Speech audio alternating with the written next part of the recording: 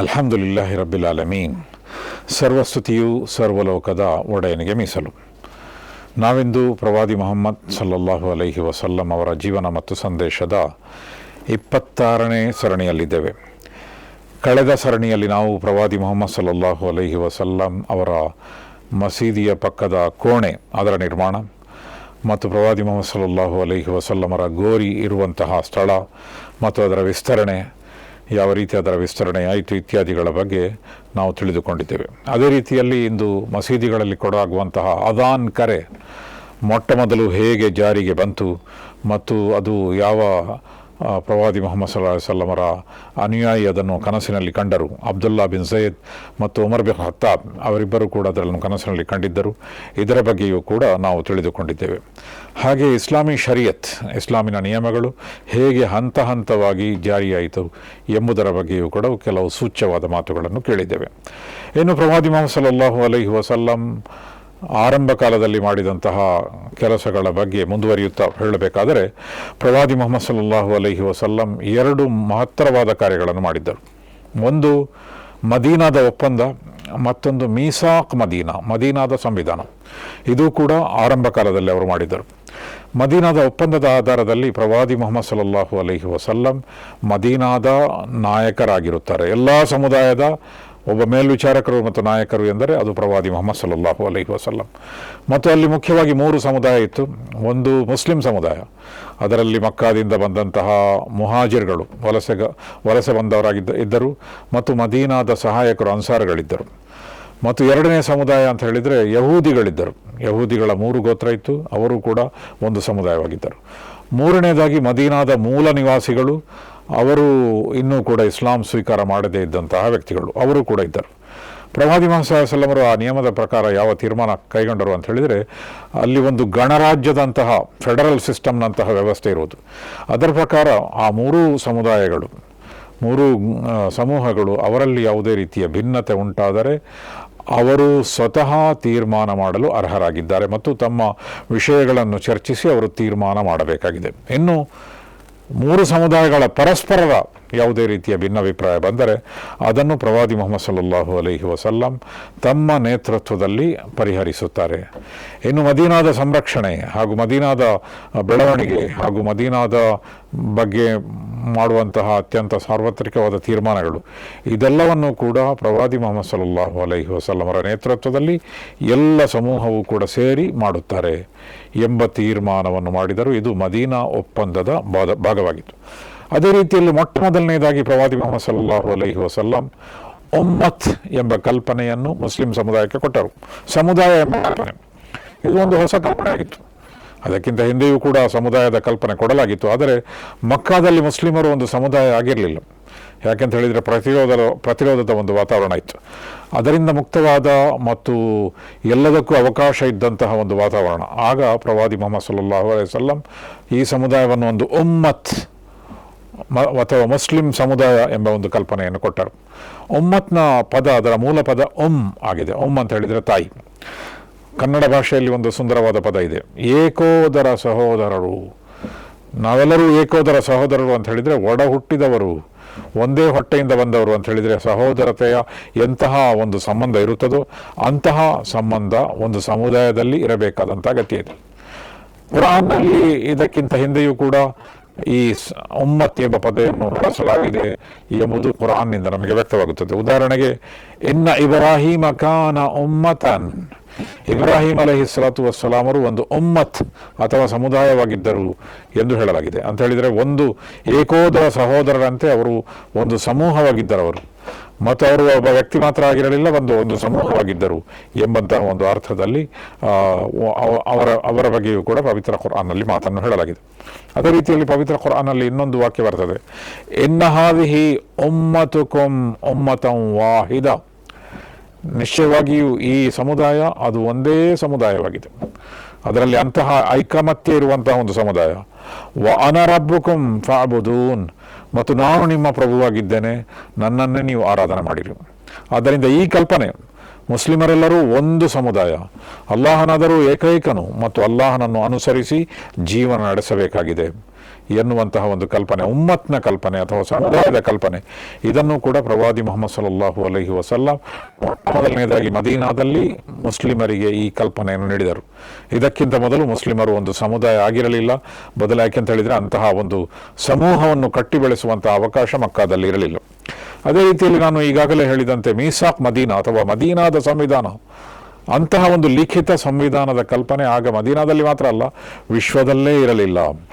ಆದ್ದರಿಂದ ಅನೇಕ ಸಂಶೋಧಕರ ಪ್ರಕಾರ ಜಗತ್ತಿನ ಮೊದಲ ಲಿಖಿತ ಸಂವಿಧಾನ, ಅದನ್ನು ಮೀಸಾಕ್ ಮದೀನಾ ಎಂದು ಹೇಳುತ್ತಾರೆ, ಅದನ್ನು ನಿರ್ಮಾಣ ಮಾಡಿದವರು ಪ್ರವಾದಿ ಮುಹಮ್ಮದ್ ಸಲ್ಲಲ್ಲಾಹು ಅಲೈಹಿ ವಸಲ್ಲಂ. ಮತ್ತು ಅಲ್ಲಿ ಅನೇಕ ರೀತಿಯ ಸ್ವಾತಂತ್ರ್ಯವನ್ನು ಆ ಸಂವಿಧಾನದ ಮೂಲಕ ಕೊಡಲಾಗಿದೆ. ಎಲ್ಲರಿಗೂ ಸ್ವಾಯತ್ತತೆಯನ್ನು ಕೊಡಲಾಗಿದೆ, ಸ್ವಾತಂತ್ರ್ಯವನ್ನು ಕೊಡಲಾಗಿದೆ, ಮತ್ತು ಅವರವರ ಸಂಸ್ಕೃತಿಯನ್ನು ಪಾಲಿಸಿಕೊಂಡು ಅವರು ಬದುಕಬೇಕಾಗಿದೆ ಮತ್ತು ಬದುಕಬಹುದಾಗಿದೆ ಎಂಬಂತಹ ಒಂದು ಸ್ವಾತಂತ್ರ್ಯವನ್ನು ಕೂಡ ಕೊಡಲಾಗಿದೆ. ಅದೇ ರೀತಿಯಲ್ಲಿ ಮುಸ್ಲಿಮೇತರವು ಒಂದು ಮುಸ್ಲಿಂ ಸಮಾಜದಲ್ಲಿ ಹೇಗೆ ಬದುಕಬಹುದು, ಸ್ವಾತಂತ್ರ್ಯದೊಂದಿಗೆ ಸ್ವಾಯತ್ತೆಯೊಂದಿಗೆ ಹೇಗೆ ಬದುಕಬಹುದು ಎನ್ನುವಂತಹ ಬೋಧನೆಗಳು ಕೂಡ ಈ ಮೀಸಾಕ್ ಮದೀನಾ ಅಥವಾ ಇಸ್ಲಾಮಿನ ಸಂವಿಧಾನದಲ್ಲಿ ಸೇರಿದೆ. ಇದರಲ್ಲಿ ನಮಗೆ ವ್ಯಕ್ತವಾಗುವಂತಹ ಒಂದು ವಿಷಯ ಏನು ಅಂತ ಹೇಳಿದರೆ, ಒಂದು ಬಹುರೂಪಿ ಸಮಾಜದಲ್ಲಿ ಇಸ್ಲಾಂ ಯಾವ ರೀತಿಯ ಸಮಾಜವನ್ನು ವಹಿಸುತ್ತದೆ ಎಂಬುದರ ಸುಂದರವಾದ ಕಲ್ಪನೆಯನ್ನು ಮೀಸಾಕ್ ಮದೀನಾ ನಮಗೆ ಕೊಡುತ್ತದೆ. ಜಗತ್ತಿನ ಹೆಚ್ಚಿನೆಲ್ಲ ಭಾಗಗಳು, ಹೆಚ್ಚಿನೆಲ್ಲ ರಾಷ್ಟ್ರಗಳು ಬಹುರೂಪಿ ಸಮಾಜವಾಗಿರುವುದರಿಂದ ಧಾರ್ಮಿಕ ಸ್ವಾತಂತ್ರ್ಯ ಬಹಳ ಮುಖ್ಯ. ಅಂತಹ ಧಾರ್ಮಿಕ ಸ್ವಾತಂತ್ರ್ಯವನ್ನು ಕೂಡ ಪ್ರವಾದಿ ಮುಹಮ್ಮದ್ ಸಲ್ಲಲ್ಲಾಹು ಅಲೈಹಿ ವಸಲ್ಲಂ ತಮ್ಮ ಮೊದಲ ಸಂವಿಧಾನದ ಮೂಲಕ ಮನುಷ್ಯರಿಗೆ ನೀಡಿದ್ದರು. ಇನ್ನು ಸ್ವಾತಂತ್ರ್ಯದ ಮಟ್ಟಿಗೆ ಹೇಳುವುದಾದರೆ, ಪಾಶ್ಚಿಮಾತ್ಯರ ಆರಂಭ ಕಾಲವನ್ನು ನೀವು ನೋಡುವುದಾದರೆ ಧಾರ್ಮಿಕ ಸ್ವಾತಂತ್ರ್ಯವನ್ನು ಅತ್ಯಂತ ಕಡಿಮೆ ಕೊಟ್ಟದ್ದು ಪಾಶ್ಚಿಮಾತ್ಯರು. ಅದಕ್ಕೆ ಸುಂದರವಾದ ಒಂದು ಉದಾಹರಣೆ ಬೇಕಿದ್ದರೆ, ರೋಮನ್ನರು ಕ್ರೈಸ್ತ ಧರ್ಮ ಸ್ವೀಕಾರ ಮಾಡಿದರು. ಕಾನ್ಸ್ಟ್ಯಾಂಟಿನ್ ಎಂಬ ಒಂದು ದೊರೆ ಮೊದಲು ಅವರು ಬಹುದೈವಾರಾಧಕರಾಗಿದ್ದರು. ಆನಂತರ ಕಾನ್ಸ್ಟ್ಯಾಂಟಿನ್ ದೊರೆ ಕ್ರೈಸ್ತ ಧರ್ಮ ಸ್ವೀಕಾರ ಮಾಡಿದಾಗ ರೋಮನ್ನರು ಕ್ರೈಸ್ತರಾದರು. ಅವರು ಯಾವ ಕ್ರೈಸ್ತ ಧರ್ಮವನ್ನು ಸ್ವೀಕಾರ ಮಾಡಿದರು ಅಂತ ಹೇಳಿದರೆ, ರೋಮನ್ ಕ್ಯಾಥಲಿಕ್ ಎಂಬ ಒಂದು ವಿಭಾಗವನ್ನು ಅವರು ಸ್ವೀಕಾರ ಮಾಡಿದರು. ಮಾತ್ರ ಅಲ್ಲ, ಅದು ಸ್ವೀಕಾರ ಮಾಡಿದ ನಂತರ ಬೇರೆಲ್ಲ ವಿಭಾಗಗಳನ್ನು ಅವರು ಗಮನಿಸಿದರು, ಅದನ್ನು ಇಲ್ಲದಂತೆ ಮಾಡಿದರು, ಅವರಿಗೆ ಸ್ವಾತಂತ್ರ್ಯ ಕೊಡಲಿಲ್ಲ. ಇದರಂತೆ ಎಲ್ಲರೂ ಬದುಕಬೇಕು ಎಂದು ಹೇಳಿದರು. ಆದ್ದರಿಂದ ಧಾರ್ಮಿಕ ಸ್ವಾತಂತ್ರ್ಯ ಇದರ ಇತಿಹಾಸವನ್ನು ನೋಡಿದರೆ ನಮಗೆ ಗೊತ್ತಾಗ್ತದೆ. ಆದ್ದರಿಂದ ಎಷ್ಟು ಅವರು ದಮನ ಮಾಡಿದರು, ಎಷ್ಟು ಜನರ ಮೇಲೆ ದಬ್ಬಾಳಿಕೆಗಳನ್ನು ಹೇಳಿದರು. ಒಂದೇ ಪ್ರವಾದಿಯ ಎರಡು ರೀತಿಯ ಬೋಧನೆಗಳು, ಎರಡು ರೀತಿಯ ವಿಭಾವನೆಗಳು, ಅದನ್ನು ಕೂಡ ಅವರು ಸಹಿಸಿಕೊಳ್ಳಲಿಲ್ಲ. ಆದ್ದರಿಂದ ಇಸ್ಲಾಮಿನ ಈ ಸ್ವಾತಂತ್ರ್ಯ ಇದು ನಿಜವಾಗಿಯೂ ಕೂಡ ಆಗಿನ ಕಾಲದಲ್ಲಿ 7ನೇ ಶತಮಾನದಲ್ಲಿ ಕೊಟ್ಟಂತಹ ಒಂದು ದೊಡ್ಡ ಸ್ವಾತಂತ್ರ್ಯವಾಗಿತ್ತು.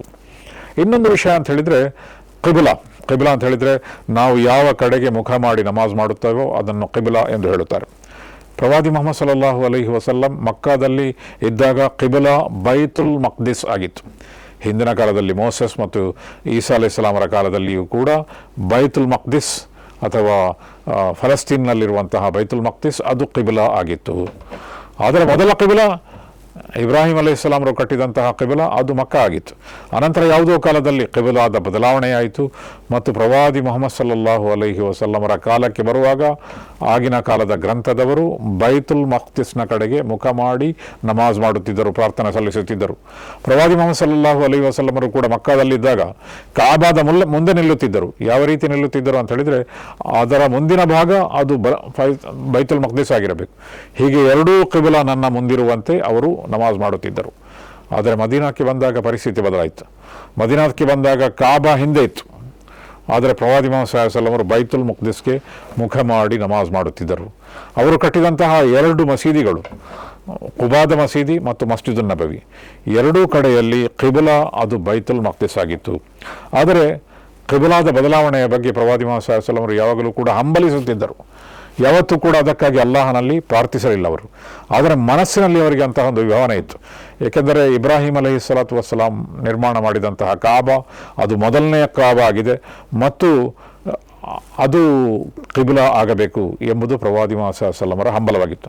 ಕುರಾನ್ನಲ್ಲಿಯೂ ಕೂಡ ಮೊದಲ ಕಾಬಾ, ಮೊದಲ ಮಸೀದಿ ಅದು ಮಕ್ಕಾದಲ್ಲಿರುವಂತಹ ಇಬ್ರಾಹಿಂ ಅಲೈಹಿಸ್ಸಲಾಮರು ಕಟ್ಟಿದಂತಹ ಮಸ್ಜಿದುಲ್ ಹರಾಮ್ ಆಗಿದೆ ಎಂಬಂತಹ ಪ್ರಸ್ತಾಪ ಬಂದಿದೆ. ಉದಾಹರಣೆಗೆ ಸೂರತ್ ಆಲೆ ಇಮ್ರಾನ್ನಲ್ಲಿ ಈ ಪ್ರಸ್ತಾಪ ಬಂದಿದೆ. ಅದನ್ನು ಏನು ಹೇಳಲಾಗಿದೆ ಅಂತ ಹೇಳಿದರೆ, ಇನ್ನ ಅವ್ವಲ ಬೈತಿಂ ಉದಿಅ ಲಿನ್ನಾಸಿ ಲಲ್ಲದಿ ಬಿಬಕ್ಕ ಎಂದು ಹೇಳಲಾಗಿದೆ. ಹುದನ್ ಲಿಲ್ ಆಲಮೀನ್, ನಿಮಗೆ ಜಗತ್ತಿನಲ್ಲಿ ಮನುಷ್ಯರಿಗೆ ಗೊತ್ತುಪಡಿಸಲಾದಂತಹ ಮೊದಲನೇ ಆರಾಧನಾಲಯ ಅದು ಮಕ್ಕಾದಲ್ಲಿರುವಂತಹ ಆರಾಧನಾಲಯವಾಗಿದೆ ಮತ್ತು ಅದು ಇಡೀ ಮನುಷ್ಯರ ಪಾಲಿಗೆ ಮಾರ್ಗದರ್ಶಿಯಾಗಿದೆ ಎಂದು ಹೇಳಲಾಗಿದೆ. ಆದ್ದರಿಂದ ಮೊದಲ ಕಿಬ್ಲಾ ಅಥವಾ ಮೊದಲ ಆರಾಧನಾಲಯ ಅದು ಮಕ್ಕಾ ಆಗಿತ್ತು. ಆದರೆ ಪ್ರವಾದಿ ಮುಹಮ್ಮದ್ ಸಲ್ಲಲ್ಲಾಹು ಅಲೈಹಿ ವಸಲ್ಲಮರ ಕಾಲದಲ್ಲಿ ಗ್ರಂಥದವರು ಬೈತುಲ್ ಮಕ್ದಸನ್ನು ಕಿಬ್ಲಾ ಆಗಿ ಮಾಡಿ ನಮಾಜ್ ಮಾಡುತ್ತಿದ್ದರು. ಅದನ್ನೇ ಪ್ರವಾದಿ ಮುಹಮ್ಮದ್ ಸಲ್ಲಲ್ಲಾಹು ಅಲೈಹಿ ವಸಲ್ಲಮರು ಕೂಡ ಮುಂದುವರಿಸಿದರು. ಆದರೆ ಒಂದು ಸಂದರ್ಭದಲ್ಲಿ ನಮಾಜಿನ ಸಂದರ್ಭದಲ್ಲಿ ಪ್ರವಾದಿ ಮುಹಮ್ಮದ್ ಸಲ್ಲಲ್ಲಾಹು ಅಲೈಹಿ ವಸಲ್ಲಮರಿಗೆ ಕಿಬ್ಲಾ ಬದಲಾವಣೆಯ ಒಂದು ಆದೇಶ ಬಂತು. ಅವರು ನಮಾಜ್ನಲ್ಲಿದ್ದರು, ಪ್ರಾರ್ಥನೆ ನಿರತರಾಗಿದ್ದರು. ಆಗ ಒಂದು ಆಜ್ಞೆ ಬಂತು. ಅದೇನಂತ ಹೇಳಿದರೆ, ಕದ್ ನರಾ ತಕಲ್ಲುಬ ವಜ್ಹಿಕ ಫಿ ಸಮಾ ಫಲನುವಲ್ಲಿಯನ್ನಕ ಕಿಬ್ಲತನ್ ತರ್ದಾಹ ಫವಲ್ಲಿ ವಜ್ಹಕ ಶತ್ರಲ್ ಮಸ್ಜಿದಿಲ್ ಹರಾಮ್. ಪ್ರವಾದಿ ಮುಹಮ್ಮದ್ ಸಲ್ಲಲ್ಲಾಹು ಅಲೈಹಿ ವಸಲ್ಲಮರಿಗೆ ಹೇಳಲಾಯಿತು, ನೀವು ಆಗಾಗ ಆಕಾಶದ ಕಡೆಗೆ ನೋಡುತ್ತಿರುವುದನ್ನು ನಾವು ಗಮನಿಸಿದ್ದೇವೆ. ಪ್ರವಾದಿ ಮುಹಮ್ಮದ್ ಸಲ್ಲಲ್ಲಾಹು ಅಲೈಹಿ ವಸಲ್ಲಮರು ಕಿಬ್ಲಾ ಮಸ್ಜಿದುಲ್ ಹರಾಮ್, ಮಕ್ಕಾದಲ್ಲಿರುವಂತಹ ಮಸ್ಜಿದುಲ್ ಹರಾಮ್ ಆಗಬೇಕು ಎಂದು ಹಂಬಲಿಸಿ ಆಕಾಶದ ಕಡೆಗೆ ನೋಡುತ್ತಿದ್ದರು. ಆದರೆ ಅದಕ್ಕಾಗಿ ಅವರು ಪ್ರಾರ್ಥನೆ ಮಾಡಲಿಲ್ಲ. ಅಲ್ಲಾಹನು ಹೇಳುತ್ತಾನೆ, ನೀವು ನೋಡುತ್ತಿದ್ದುದನ್ನು ನಾವು ಗಮನಿಸಿದ್ದೇವೆ, ಆದ್ದರಿಂದ ನೀವು ಇಷ್ಟಪಡುವಂತಹ ಕಿಬ್ಲಾದ ಕಡೆಗೆ ನಾವು ಫಲನುವಲ್ಲಿ ಅನ್ನಕ ಕಿಬ್ಲತನ್ ತರ್ದಾಹ, ನೀವು ಇಷ್ಟಪಡುವಂತಹ ಕಿಬ್ಲಾದ ಕಡೆಗೆ ನಾವು ನಿಮ್ಮ ಮುಖವನ್ನು ತಿರುಗಿಸ ಬಯಸುತ್ತೇವೆ ಮತ್ತು ಈಗ ನೀವು ನಿಮ್ಮ ಮುಖವನ್ನು ಮಸ್ಜಿದುಲ್ ಹರಾಮ್ನ ಕಡೆಗೆ ತಿರುಗಿಸಿ. ಆಗ ಪ್ರವಾದಿ ಮುಹಮ್ಮದ್ ಸಲ್ಲಲ್ಲಾಹು ಅಲೈಹಿ ವಸಲ್ಲಂ ನಮಾಜ್ನಲ್ಲಿದ್ದರು. ಒಂದು ಮಸೀದಿ, ಆ ಮಸೀದಿಯ ಹೆಸರು ಬನು ಸಲೀಂ ಎಂಬ ಒಂದು ಮಸೀದಿಯಾಗಿತ್ತದು. ಆದರೆ ಅದರ ಈಗಿನ ಹೆಸರು ಮಸ್ಜಿದ್ ಕಿಬ್ಲತೈನ್, ಎರಡು ಕಿಬ್ಲಾಗಳಿರುವಂತಹ ಒಂದು ಮಸೀದಿ. ಪ್ರವಾದಿ ಮುಹಮ್ಮದ್ ಸಲ್ಲಲ್ಲಾಹು ಅಲೈಹಿ ವಸಲ್ಲಂ ಬೊಹರ್ ಅಥವಾ ಅಸರ್ನ ಒಂದು ಪ್ರಾರ್ಥನೆಯಲ್ಲಿದ್ದರು. ಬೊಹರ್ ಮತ್ತು ಅಸರ್ನ ಪ್ರಾರ್ಥನೆಯಲ್ಲಿ ಜೋರಾಗಿ ಪವಿತ್ರ ಕುರಾನನ್ನು ಪಠಿಸಲಾಗುವುದಿಲ್ಲ. ಆದರೆ ಪ್ರವಾದಿ ಮುಹಮ್ಮದ್ ಸಲ್ಲಲ್ಲಾಹು ಅಲೈಹಿ ವಸಲ್ಲಮರಿಗೆ ಈ ಆದೇಶ ಬಂದಾಗ ಅವರು ತಮ್ಮ ಮುಖವನ್ನು ತಿರುಗಿಸಿದರು. ಮುಖ ತಿರುಗಿಸಿದರು ಅಂತ ಹೇಳಿದರೆ ವಿರುದ್ಧ ದಿಕ್ಕಿಗೆ, ಒಂದು ದಿಕ್ಕಿನಲ್ಲಿ ಅವರು ನಮಾಜ್ ಮಾಡುತ್ತಿದ್ದರು, ಅದಕ್ಕೆ ಅತ್ಯಂತ ವಿರುದ್ಧವಾದ ದಿಕ್ಕಿಗೆ ಅವರು ತಿರುಗಿದಾಗ ಅವರ ಹಿಂದೆ ಇದ್ದವರು ಅವರೆಲ್ಲರೂ ಕೂಡ ತಿರುಗಿದರು. ಪ್ರವಾದಿ ಮುಹಮ್ಮದ್ ಸಲ್ಲಲ್ಲಾಹು ಅಲೈಹಿ ವಸಲ್ಲಮರ ಹಿಂದೆ ನಮಾಜ್ ಮಾಡುತ್ತಿದ್ದಂತಹ ವ್ಯಕ್ತಿಗಳೆಲ್ಲರೂ ಕೂಡ ತಿರುಗಿದರು. ಇದರಿಂದ ಅವರಲ್ಲಿ ಅನುಸರಣಶೀಲತೆ ಎಷ್ಟಿತ್ತು ಎಂದು ನಮಗೆ ವ್ಯಕ್ತವಾಗುತ್ತದೆ. ಹೀಗೆ ತಿರುಗಿದಾಗ ಏನಾಗುತ್ತದೆ, ಪ್ರವಾದಿ ಮುಹಮ್ಮದ್ ಸಲ್ಲಲ್ಲಾಹು ಅಲೈಹಿ ವಸಲ್ಲಮರು ಹಿಂದೆ ಬರುತ್ತಾರೆ ಮತ್ತು ಅವರ ಹಿಂದೆ ನಮಾಜ್ ಮಾಡುತ್ತಿದ್ದಂತಹ ವ್ಯಕ್ತಿಗಳು ಕೂಡ ಎಲ್ಲರೂ ಕೂಡ ಮುಂದಿರುತ್ತಾರೆ. ಆದರೆ ಅವರ ಮುಖಗಳೆಲ್ಲವೂ ಕೂಡ ಮೊದಲು ಯಾವ ದಿಕ್ಕಿನ ಕಡೆಗೆ ತಿರುಗಿತ್ತೋ ಅದರ ವಿರುದ್ಧ ದಿಕ್ಕಿನಲ್ಲಿ ತಿರುಗಿದೆ. ಹೀಗೆ ಇಂತಹ ಒಂದು ಘಟನೆ ಸಂಭವಿಸಿತು.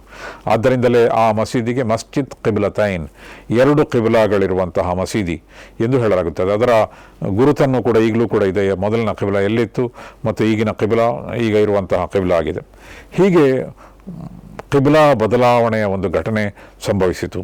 ಆಗ ಜನರು ತಮ್ಮ ಪ್ರಾರ್ಥನೆಯಿಂದ ಪಾರಂಗತರಾದ ತಕ್ಷಣ ಕೆಲವು ಮಸೀದಿಗಳಲ್ಲಿ ಇನ್ನೂ ಕೂಡ ಪ್ರಾರ್ಥನೆ ನಡೀತಾ ಇತ್ತು. ಆಗ ಅನುಯಾಯಿಗಳು ಓಡೋಡಿ ಹೋಗಿ ಹೇಳಿದರು, ಅಲ್ಲಿ ಒಂದು ಪ್ರಕಟಣೆ ಮಾಡಿದರು, ನೀವು ನಮಾಜ್ ಮಾಡ್ತಾ ಇದ್ದೀರಿ, ಆದರೆ ಕಿಬ್ಲಾ ಬದಲಾವಣೆಯಾಗಿದೆ.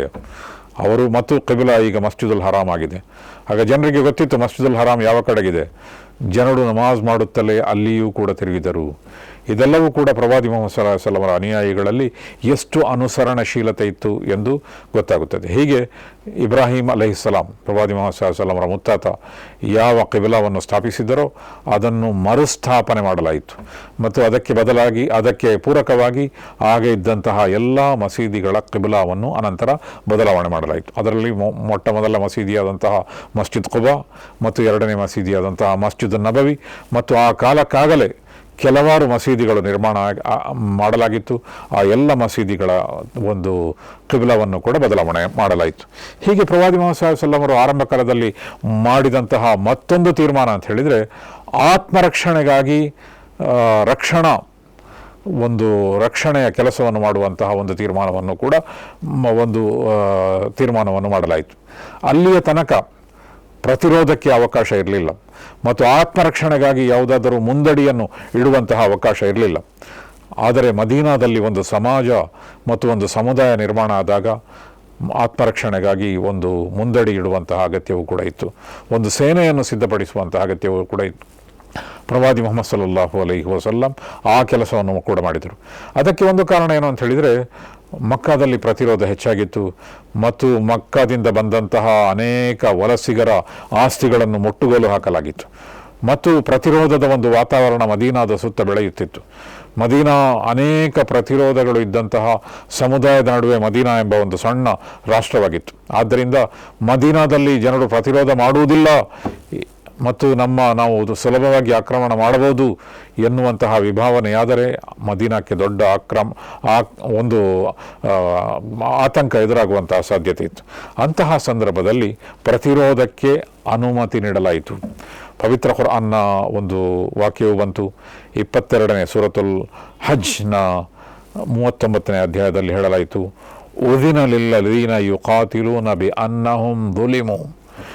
ಯಾರ ವಿರುದ್ಧ ಹೋರಾಡಲಾಗುತ್ತದೋ ಅವರು ಶೋಷಣೆಗೆ ಒಳಗಾದವರಾಗಿದ್ದಾರೆ, ಆದ್ದರಿಂದ ಅವರಿಗೆ ಹೋರಾಡುವ ಅನುಮತಿ ನೀಡಲಾಗುತ್ತದೆ. ಅನ್ನಲ್ಲಾಹ ಅಲಾ ನಸ್ರಿಹಿಂ ಲಕದೀರ್, ಮತ್ತು ಅಲ್ಲಾಹನಾದರೂ ಅವರಿಗೆ ಸಹಾಯ ಮಾಡಲು ಶಕ್ತನಾಗಿದ್ದಾನೆ.